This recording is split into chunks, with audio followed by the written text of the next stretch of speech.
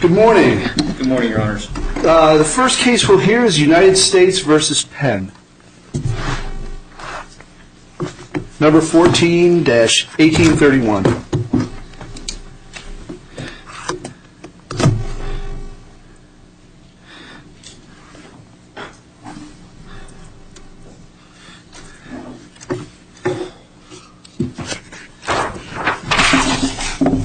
Good morning.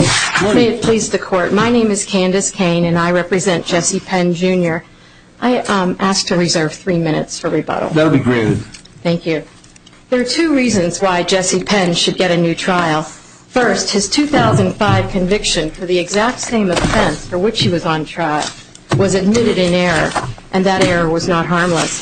Second, Jesse Penn was prevented from presenting evidence of his ex-wife's extreme personal bias against him and motivation to testify. Do we really need to rule on that, counsel? I mean, if you win on your primary argument, presumably whoever's trying the case, I don't know whether that was you or somebody else, is going to be in a position to handle this in accordance with Rule 613B and the way the district court apparently wanted it handled, right?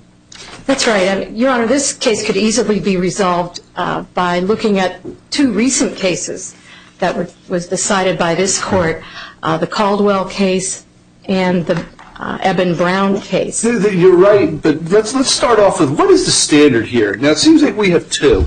You're pressing one. It seems like our case law seems to embrace the highly probable that error did not contribute to the judgment standard.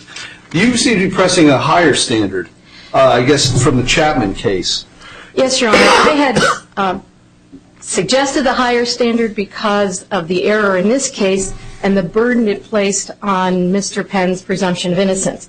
However, the court doesn't have to grapple with that because the error here does not meet the non-constitutional standard. Well, you have to concede that don't our cases embrace the first standard, the highly probable, Yes, highly probable one? Right. There's a lot of double negatives in there. So the test, though, is whether it is highly probable that the error did not contribute to the judgment. And Brown is the case that you rely on in part, right? I mean, you just cited it as one of the two recent cases. Right. And Brown is a possession of a weapon case, and the same 404B arguments could be made, were made, and we applied the highly probable standard, right? Why would we not do exactly what we did 4 months ago in Brown? Right. I think that the court could do exactly that because the error here is so serious. And when you look at the government's case, the government seems to be arguing that so long as there's sufficient evidence of guilt that the error is not harmless. But as we know, that under Caldwell and Brown, this court would have to have that's the standard that we've applied in like circumstances and very, very recently, correct? That's right. Okay. That's right. And I would urge that the court find that this error is not harmless.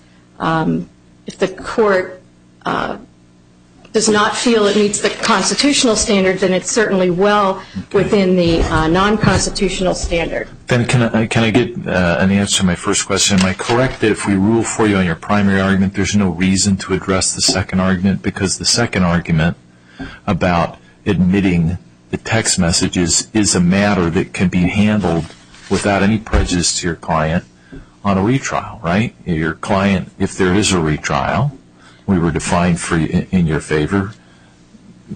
The issue of how to handle those text messages it's just a moot point because you get to handle it again, right? That's right.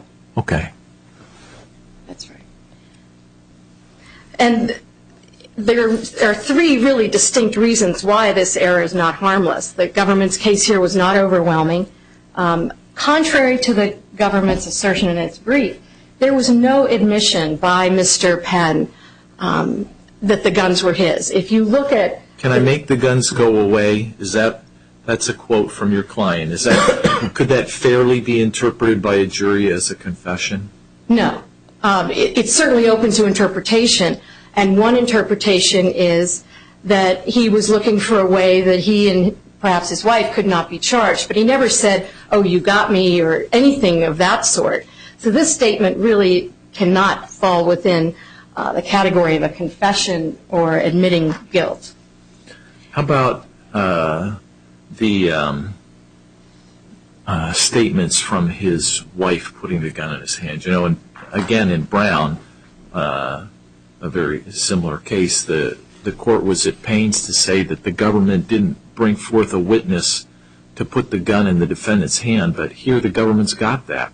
His own estranged wife puts the gun in his hand.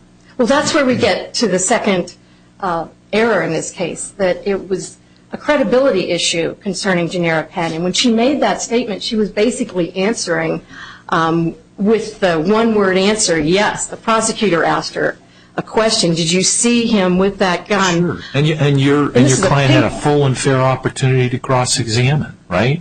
Nobody said you can't use those text messages. There was a decision not to use the text messages. There was a strategic decision which didn't work out well for your client, but it was a choice not to cross-examine with the text messages. So why isn't your client just stuck with that answer and with an eyewitness putting the gun in his hand?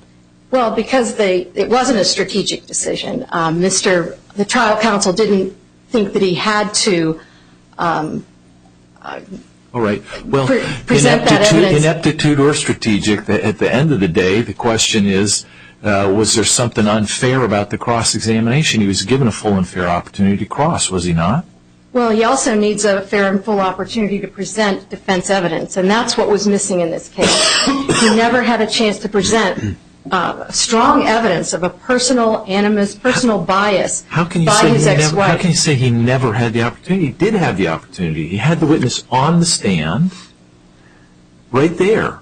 That was the opportunity. If the opportunity passes, that doesn't mean you didn't have it. It means you didn't take it, right? Well, in this case, Your Honor, he thought he did not need that, and when he was trying to comply with the court's order that he have a witness, then he asked to call Janera Penn back, or the agent who had put in the extraction report. And remember, the government made no argument, of course, that the text messages didn't go from Janera Penn to a phone that she thought Mr. Penn had. Did you even really, maybe it was strategic. Maybe you didn't really even need the text messages. They didn't mention guns or threats or anything having to do with this charge. And the jury knew that there was a strained relationship here. This just sort of might have been cumulative, just to say, hey, it was bad. Here's even more proof of why the relationship was not good. Well, Your Honor, she did have motivation to change her story because she was afraid if she didn't tell the police what they wanted to hear, she might get arrested or lose custody of her child. What does that have to do with the text message? But that pales. What does that have to do with the text message? Because the text messages, when you read the words, they show a strong personal resentment against her husband for good reason. He was going off with other women. Yeah, but that doesn't have anything to do with what you just said. You just said she had a motive because she was worried about losing her child and maybe being charged herself. Maybe that's true, but that's not the subject. The text messages are why'd you spend more on your girlfriend than on me? Elaborated on in colorful language, but nothing to do with I might get charged, I might lose my child. Counsel sought to introduce this as evidence of bias. And bias, a motive to color your testimony, it doesn't have to pertain or be the subject of the weapon. It is just a reason to not be maybe wholly truthful or completely honest. And he needed to have that testimony about the text messages to show just how strong her personal resentment was towards him. So if we find there was no error in connection with the ability to present the text message, and we have her testimony putting the gun in the defendant's hands, then is the error harmless? No, Your Honor. It's the two errors in combination certainly deprive Mr. Penn. What if we find no error with respect to how that text message was handled? So you only have one error then. And that one error is certainly sufficient. And that error the government has admitted to. The only thing they say is that it wasn't harmless. But that error in and of itself does not leave this court with a sure conviction that it did not unfairly prejudice him. He really, the two reasons work together for why he did not have a fair trial. However, either one individually was certainly enough of an error to deprive him of a fair trial. This case rested on her credibility. When you say either one is enough, would you concede that your primary argument, that your main argument, the 404B argument, has got better traction than your argument about the cross-examination and the text messages? I'm just curious about your tenacity on that point. Since 613B says the judge absolutely can refuse to permit extrinsic evidence if of bias if the witness wasn't afforded an opportunity to discuss it on cross. Well, Your Honor, certainly this court has recently ruled in Brown and Caldwell on that first issue. Yeah, that gives you a little more punch, doesn't it? Yes, definitely. A more favorable standard of review, I think, too, right, for you? Yes, that's right. It's still a high standard, too, though. It's a very high standard. The test would be whether it is highly probable that the error did not contribute to the judgment. And certainly the error here contributed to the judgment, especially when you look at the potent form that 2005 conviction was presented to the jury. Mm-hmm. There was an agent testifying. They published the copy of the conviction to the jury, and then they sent all the exhibits, and this was an exhibit. They sent all the exhibits to the jury room. So they had that certified copy right there in front of them. I mean, your argument, you've got some points. I mean, you point out in your brief about the lack of fingerprints, DNA, other evidence linking the defendant to the gun. It's a good point. But you do have this woman's testimony here. And isn't the jury entitled to credit it? Well, Your Honor, that is why it was so important for Mr. Penn to be able to poke at her testimony and poke holes in it. And he did. He was able to some extent. But there was also the attempt to show her personal bias against him that he was prevented from showing. And that, Your Honor, is what made the trial supremely unfair. Okay. Thank you. We'll get you on rebuttal. Thank you.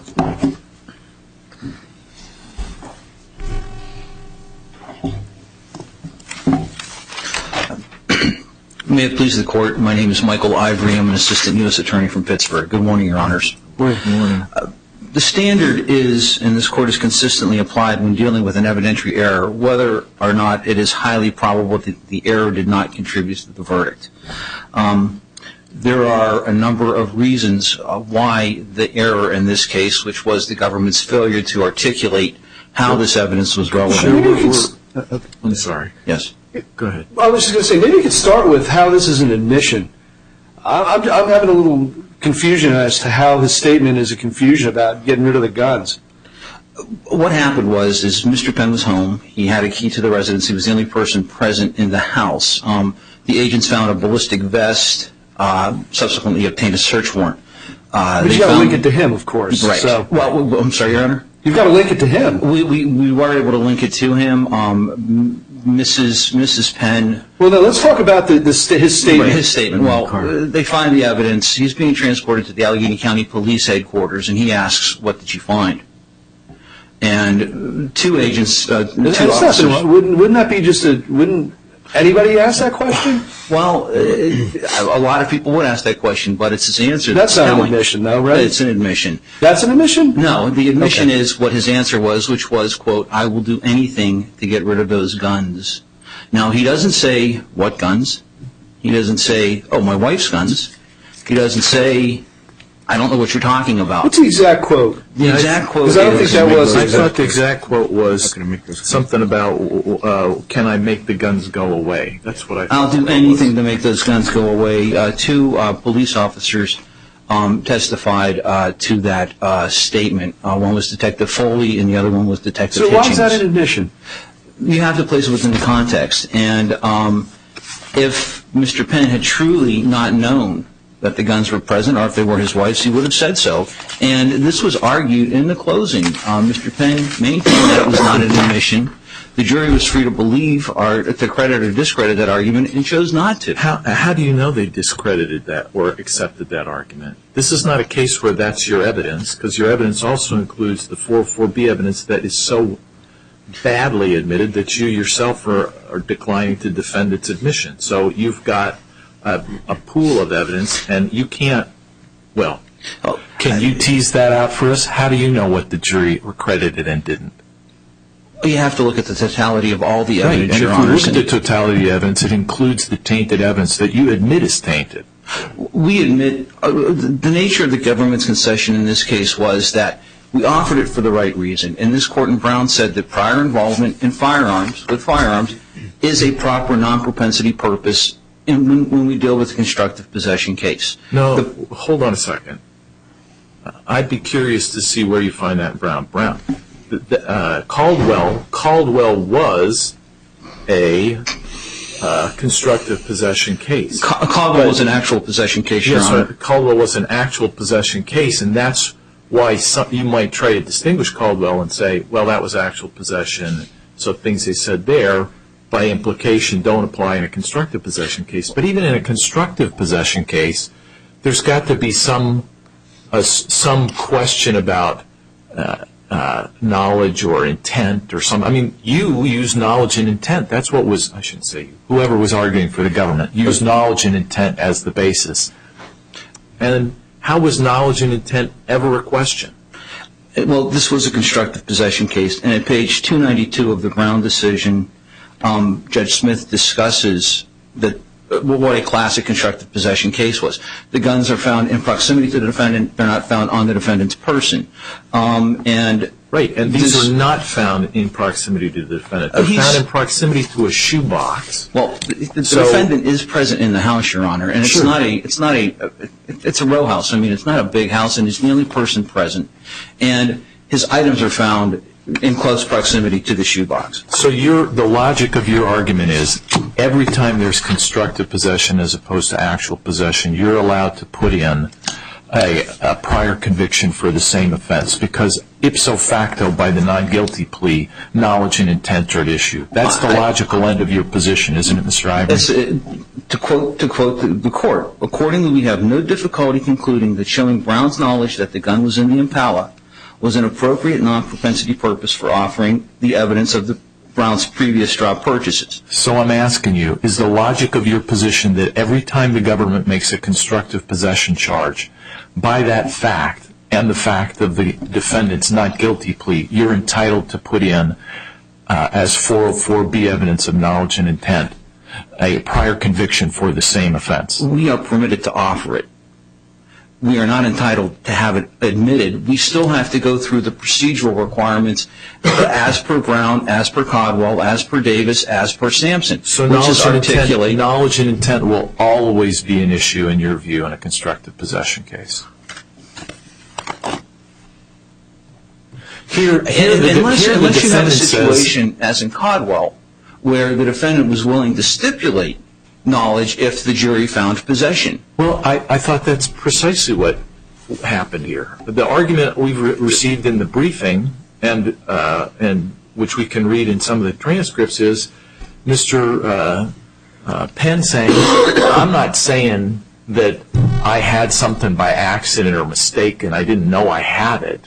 I'm not saying I didn't know what a gun was. I'm not saying I didn't intend to have it if it was mine. I'm saying I had nothing to do with it. Knowledge and intent have nothing to do with this. It's not mine. I'm not connected with it in any way, shape, or form. No accident, mistake, etc. What's the response to that? And this court, as early as Sampson, back in 1992, stated that just because a defendant's theory presupposes the non-existence of a certain element does not relieve the government of that proof. I mean, there has to be a clear stipulation as to the contested element for which the 404B evidence is being offered. That was not done in this case here. It had been done in other cases in Caldwell, which was one of the reasons why this court did not credit the government's argument concerning the harmlessness of the admissibility. I'm sorry? That reaches pretty far because knowledge is always going to be in intent except in strict liability crimes. So you could always claim that knowledge is at issue and always claim that there's a non-propensity purpose for your 404B evidence on that theory, right? Well, again, you have to look at the particular evidence. You have to look at what the elements of the offense are. And then, just because the government could offer something for a non-propensity purpose, it's still incumbent, A, on the government to articulate the chain of inferences, which was not done here in this case, which is the basis of the government's concession.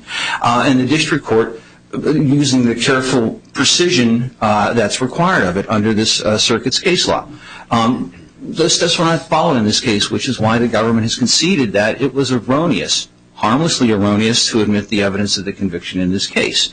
I think when you look at the other harmless error cases, when we deal with the 404B cases, especially in Caldwell and especially in Brown, the one fact that this court will take into account is the nature of the defense. I believe when the government's argument in Caldwell was rejected about harmlessness, they noted that Mr. Caldwell had vigorously presented a case. He testified on his own behalf. He presented corroborating witnesses. So it's incumbent on the other side. We're supposed to look at the defendant who's got no obligation to put on any case and say you didn't fight hard enough, so this erroneously admitted evidence is harmless? That seems to be a factor that this court has taken into account, both in Caldwell as well as in Yvonne Brown. In Brown, Mr. Brown's girlfriend was able to testify that the gun was hers. She put it in the car, and she forgot to tell him about it. Let's stick with Caldwell for a second. Sure. In Caldwell, you've got 3 police officers testifying. 2 of them say they see the gun in his hand.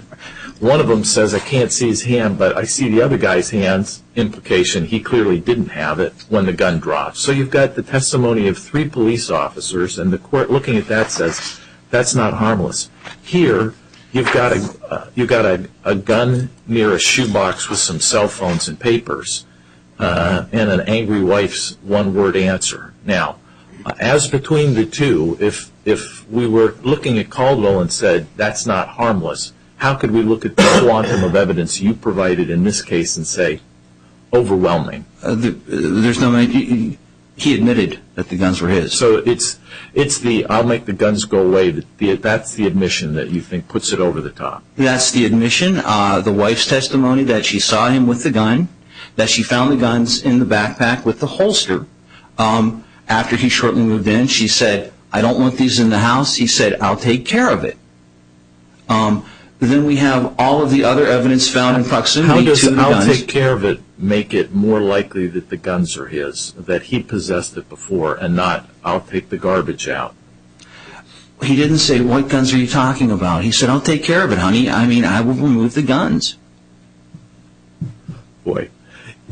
If saying to your wife, I'll take care of it, is evidence of guilt, I'm in serious trouble. Well, I'd be a career offender at that point. Yes. I'll bet. But, go ahead. But he said that he would take care of it. And,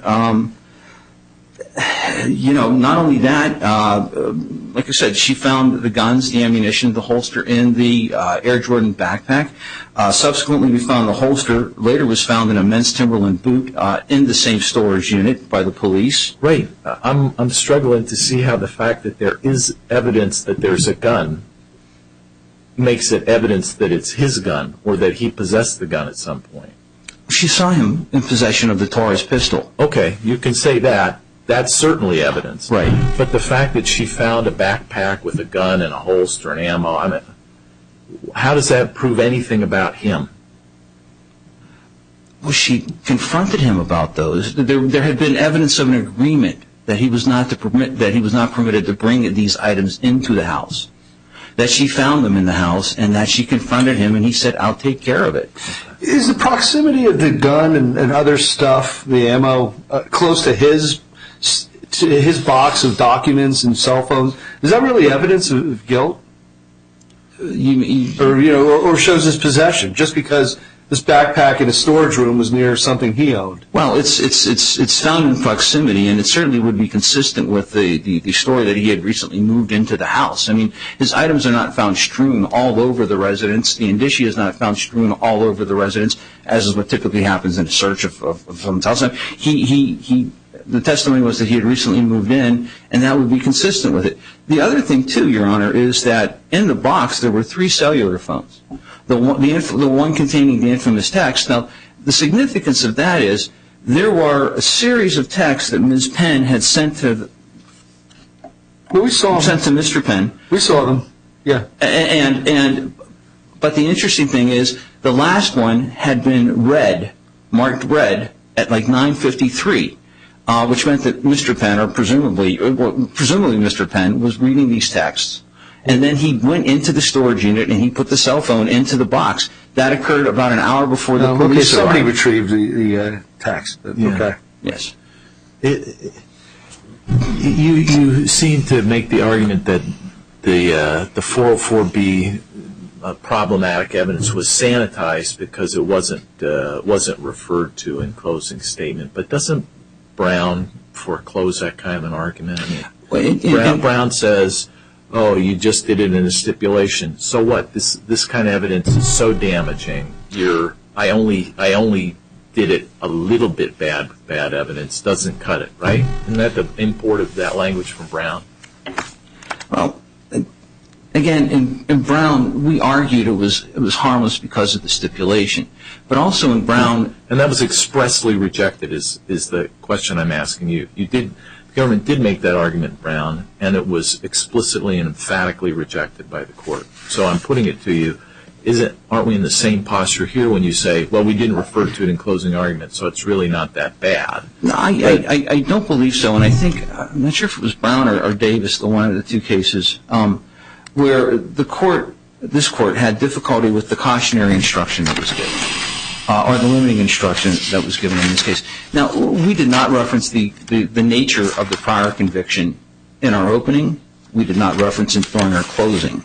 Judge McVeary, in this case, gave a very, very strongly worded instruction to the jury, which was, you cannot consider this evidence until you find that the government has proven beyond a reasonable doubt that the defendant possessed the gun. Right, and only then... And I understand you folks to be saying that the 404B evidence should never have come in the first place, so that we're not even thinking about that information, right? We're not in a position to say to ourselves, it's really okay because they didn't refer to it in closing or opening, or it's really okay because he gave a cautionary instruction, because the government quite rightly points out it should never have come in, period. Correct? Well, it was offered.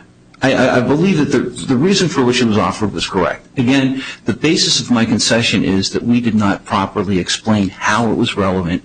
We did not articulate the chain of inferences. So the government is under the impression that this 404B evidence would have been okay if you touched it. It's not that it was bad because it really didn't have a non-propensity purpose. It's because you guys believe, right to your heart, that it's only that you didn't touch all the bases as you ran around, right? This court has affirmed the admission of similar acts conduct where the government has made a proper articulation. I believe the Lopez decision is one such case, and maybe Gavon was another one. We did not do it in this case. Okay. Thank you, counsel. Thank you, Your Honors.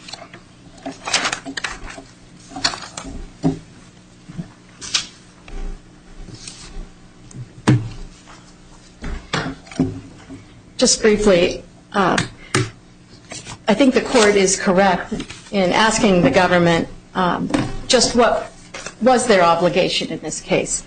You can see from the judge's instruction how confusing it was to be able to tell the jury that they first find possession and then go to the question of the conviction to decide whether that possession was inadvertent. Is it correct? Is the government right, Ms. Cain, that because they have the burden of proving beyond a reasonable doubt that there was knowing possession, that knowledge was an element, and they had the obligation to prove it, and therefore there was a proper non-propensity purpose for the evidence? Well, they have to prove beyond a reasonable doubt that the possession was knowing, but Mr. So why can't they prove that by showing he's got a prior conviction, he knows what it is to possess a gun? That's what I take their argument to be. Well, because the non-propensity purpose is really not significant, and the prejudicial Why not? impact is... Well, leave prejudicial beside for the moment. We'll deal with 403 at a different time or place, but for now, is are they correct that it's a proper non-propensity purpose in a case, in any case, where there's constructive possession alleged? No. In a way, I think that the opinions that make a distinction between actual possession and constructive possession might not be as helpful when looking at this case. This case really defended as though it was an actual possession case. And it's not so much that Mr. Penn inadvertently had it or mistakenly had it. He said, those are not mine. I did not possess it. Sure, and they come back, as did the district court judge, and respond to that argument by saying, look, that's your theory, but theories change. Their burden of proof is what it is. They have to prove knowing possession, and they got to do it beyond a reasonable doubt. So it is an element, and it's in play. That's the argument they're making. And I guess I'm asking you, do you have a response to that? And if your response is it may be an element, but it's more prejudicial than probative, fine. But if you've got another answer to it, I'd like to hear it. My other answer is that just like actual possession, when you meet the element of possession, then the knowledge, it's not as though it's a question whether a person knows they have a gun or not. In any case, I mean, this constructive possession case was really like the analysis of an actual possession. And in those cases, this court has said that when you're rarely looking at whether a person knows they have a gun or not, or whether it's a toy. I mean, they either have it or they don't. And that's really what was taking place here. He either possessed them or he didn't. And the 404B evidence is not probative of knowledge. Because just because back in 2005 he had conviction for possessing a gun has no relationship to the current case of whether he knowingly possessed the gun here. There's no relationship whatsoever, except that there is this highly prejudicial impact. All right, you better wrap up, counsel. Is that it? I just wanted to make one point about the 613B evidence. Make it quick, okay? Yes, this was not a prior inconsistent statement. Mr. Penn was offering evidence of bias, which is different. Okay. Thank you. Thank you. Thank you, counsel. We'll take the case under advisement. And Counselor Amenable, we'd like to greet you at sidebar to your right. And thank you for your fine advocacy here. And we'll go off the record for a minute.